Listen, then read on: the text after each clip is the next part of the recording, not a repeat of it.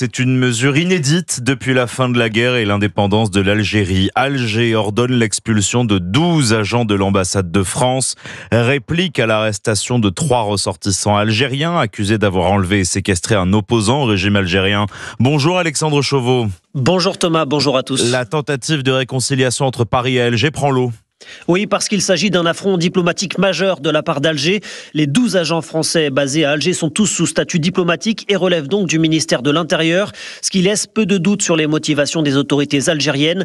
Dès hier, elles avaient en effet condamné la mise en détention provisoire d'un de leurs agents consulaires en poste à Paris. Alger avait menacé de ne pas laisser cette situation sans conséquence et la décision ne s'est donc pas fait attendre.